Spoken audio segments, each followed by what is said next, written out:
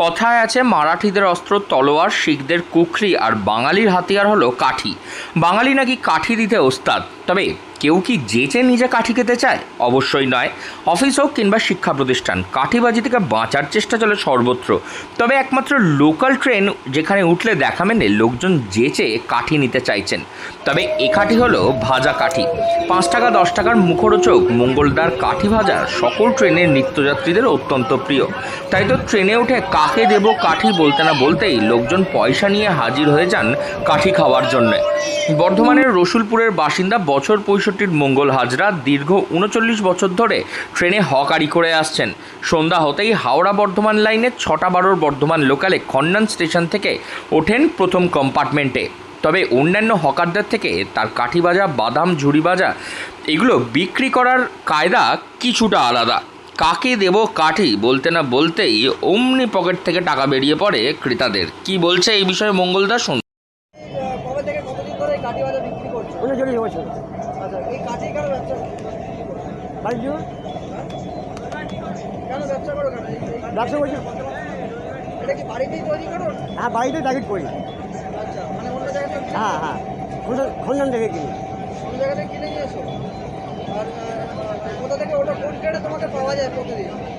আমি এই জায়গাটা পাওয়া যাবে, এইটা পাওয়া যাবে, আর পরেরটা পাওয়া যায়। রাজনীতিতে তো অনেককে কাঠি দেয়, তুমি কাউকে কাঠি দাও না? কাঠি আমি লোককে দিই। কীরকম দাও? এই যে দিচ্ছি এরকম কাঠি দেবো। কী কী থাকে তোমার রাজনীতি? কাঠি, ঝুড়ি, বাদাম, মিষ্টি বাদাম, লঙ্কা বাদাম, আর কিছু না। মানে প্রতিদিন তোমাকে সন্ধ্যেবেলাতেই পাওয়া যাবে? হ্যাঁ, সন্ধ্যেবেলায়। আর এমনি আর অন্য কিছু করো না? না। কী নাম তোমার? মঙ্গল হাজিরা। মঙ্গল হাজিরা। মঙ্গল হাজিরা। ট্রেনের নিত্যযাত্রীদের কাছে অনেকেরই প্রিয় মঙ্গলদার কাঠি ভাজা। কারণ মঙ্গলদা ট্রেনে উঠেই মজার ছড়ে বলতে থাকেন, কেউ বাকি আছে নাকি, কাকে দেব কাঠি, সব অম্বল হয়েছে নাকি। এভাবেই সুর করে করে কাঠি ভাজা বিক্রি করেন তিনি। যাত্রীরাও তার এই অভিনব কৌশলকে হাসি মুখে মেনে নেন। এ বিষয়ে ট্রেন যাত্রী জয় মুর্মু তিনি বলেন, প্রতিদিনই ট্রেনে যাতায়াত করেন এবং মঙ্গলদার সঙ্গে দেখা হয়। তিনি খন্ডান স্টেশন থেকে ওঠেন, ট্রেনের অনেক যাত্রীরাই তার কাছ থেকে কাঠি ভাজা কিনে খান। তবে তিনি যেভাবে সেটা বিক্রি করেন তার সেই বলার ধরনই হলো তার এই বিক্রির মূল ইউএসপি, এমনটাই জানাচ্ছেন সেখানকার ট্রেনের নিত্যযাত্রীরা। কাঠি ভাজাকে আমি মোটামুটি যতদিন ধরে আমি ট্রেনে যাতায়াত করছি ততদিন ধরে আমি দেখছি এই কাঠি ভাজাই বিক্রি করে। আর খন্ডান থেকে স্টেশন থেকে ওঠে, ঠিক আছে, খন্ডান স্টেশন থেকে ওঠে কাঠি ভাজা বিক্রি করে। আমরা প্রায় সবাই খাই, প্রতিনিয়তই খাই। আমরা যেভাবে কথাবার্তা বলে আমাদের খুব ভালো লাগে। মানে কথাবার্তা বিক্রি করার ধরনটা একটু আলাদা, মানে যেটুকু বিক্রি করে মানে কথা ছড়া বিক্রি করে, কথার সুরটা আলাদা, কথা বলে একরকম আর একরকমভাবে বিক্রি করে। আমাদের ভালো লাগে, যতদিন আসছি আমাদের খুবই ভালো লাগে। ওর মানে কেনা বেচার ব্যাপারটা খুব ভালো লাগে। আর সবাই আমরা খাই, যতগুলো প্যাসেঞ্জার আছে আমাদের সবাই আমরা খাই, অসুবিধা নেই।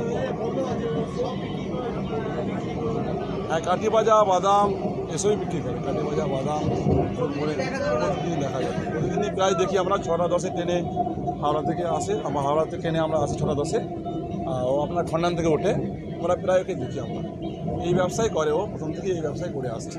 এটা প্রতিদিন সন্ধেবেলায় মানুষজনদেরকে কাঠি দিতে লোকাল ট্রেনে কাঠি ভাজা নিয়ে উঠে পড়েন মঙ্গলদা। মঙ্গলদার কাঠি ভাজা মানুষের এতটাই প্রিয় যে কাকে দেব কাঠি শুনতে না শুনতেই পকেট থেকে টাকা বেরিয়ে পড়ে নিত্যযাত্রীদের। হুগলি থেকে রাহি হালদার, লোকাল 18 বাংলা।